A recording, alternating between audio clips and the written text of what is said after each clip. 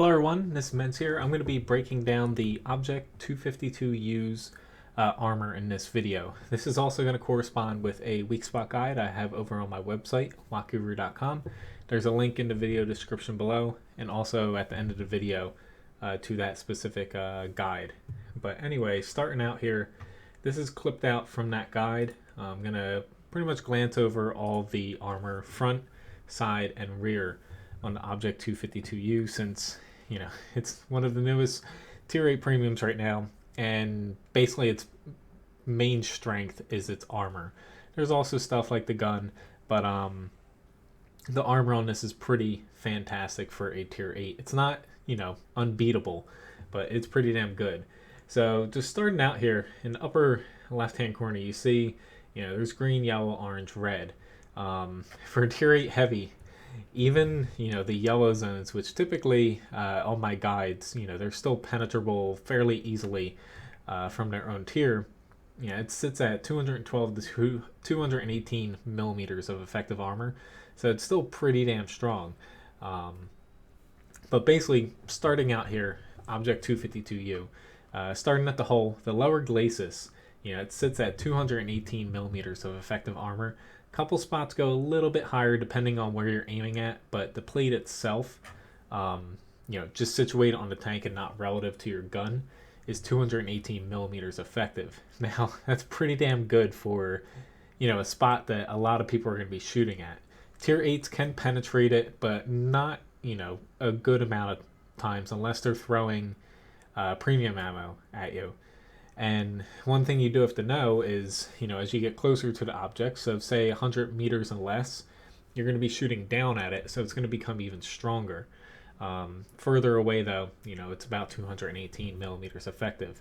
So for most 8s, with high penetrating guns, they can go through it, just not, 80% of the time. It's a little bit lower than that for most guns. But tier 9s and 10s can go through it pretty reliably. You get a couple bounces here or there, but it's about like a 20 to 30% chance that you're going to bounce off the lower glacis. But moving up a little bit, the upper hull, pretty damn good.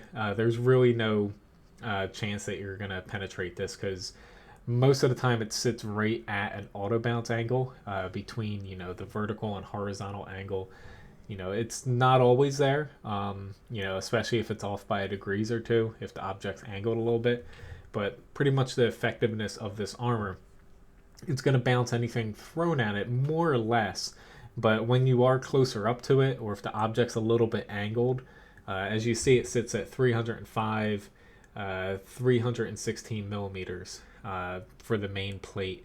The 305 is a little corner of this driver plate spot. But if it's a little bit angled or if you're close up, it will be a little bit weaker and not at an auto bounce angle, so you can shoot into it and not auto bounce and penetrate if you're in, say, a tier 10. Or if for whatever reason you're above the object shooting down at it. It's still very strong though. Don't advise shooting here. There is this flat little bit above the little driver port.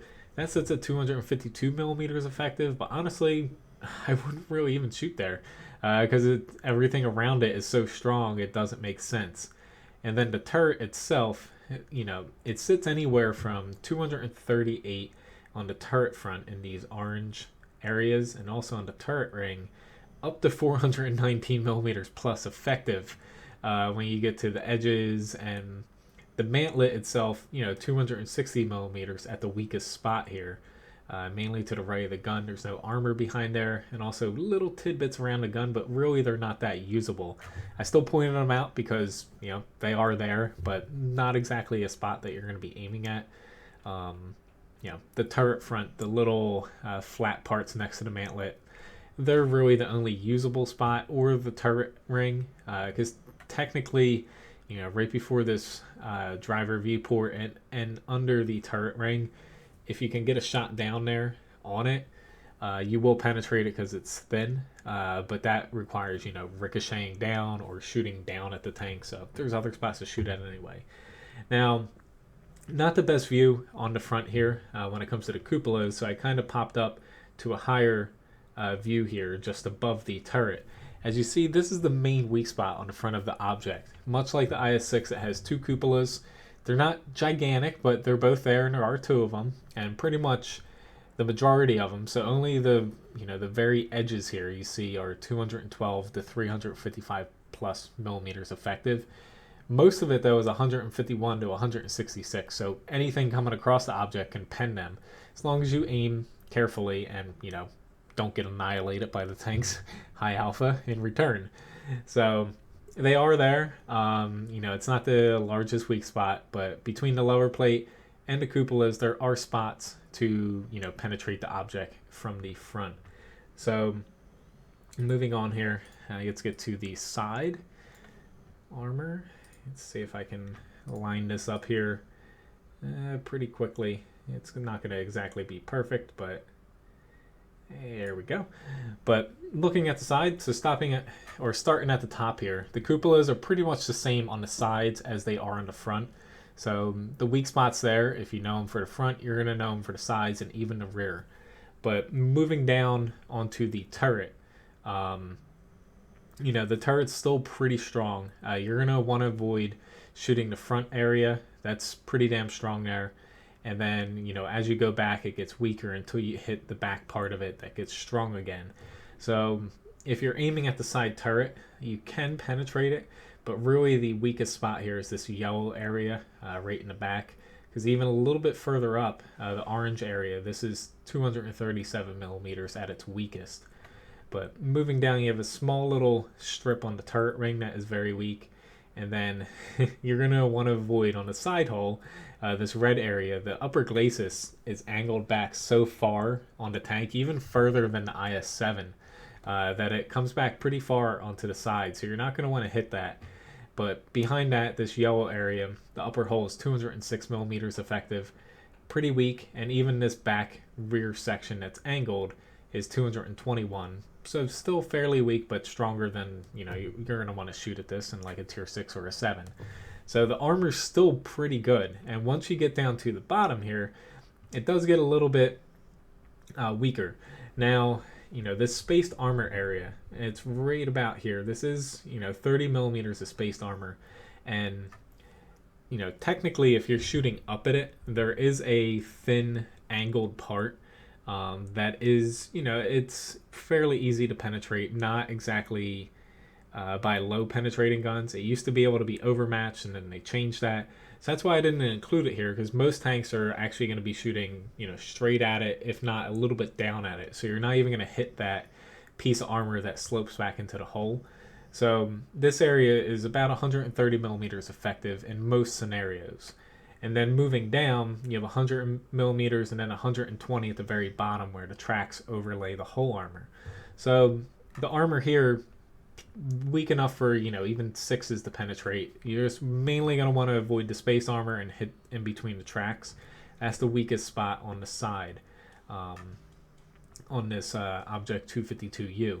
But the armor is still pretty damn good. Not IS-3 levels or IS-7 levels, of course, because that's a tier 10.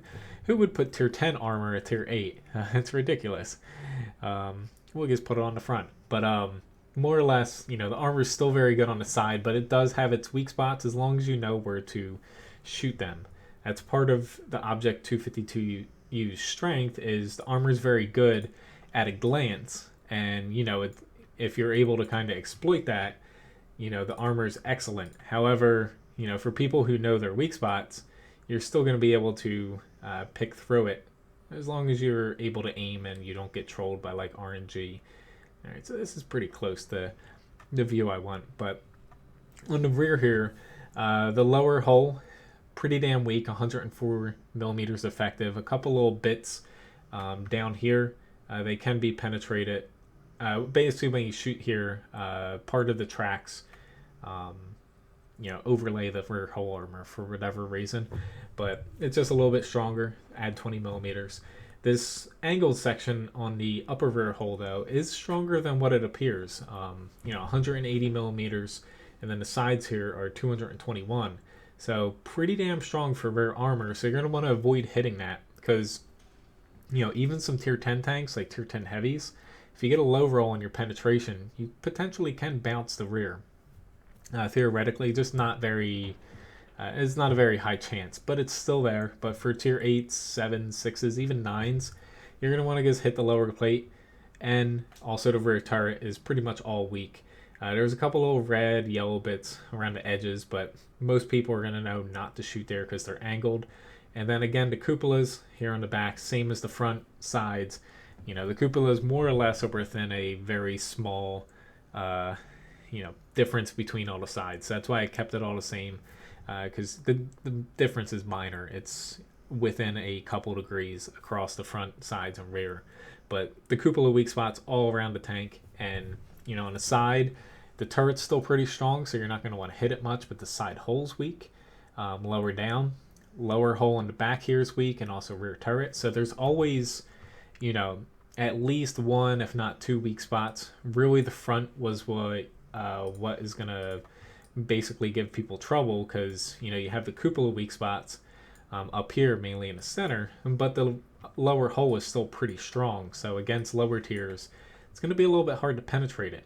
But the spots I was talking about, you're going to have to rely on ricochets. It's basically right up here underneath the turret front, and also this plate is very thin, but expecting to get penetrations there, it's not something you should rely on, because it all comes down to luck. A little bit more luck than you want to rely upon. But anyway, hopefully you enjoyed this little glance over of the Object 252U's weak spots. Like I said, at the end of this video, which is right about now, there's a link to my website for the full guide. Feel free to check it out, and other weak spot guides, if not in the video description below. Otherwise, thanks again for watching. Hopefully you enjoyed this, and hopefully it helps you out a little bit. Have a good one.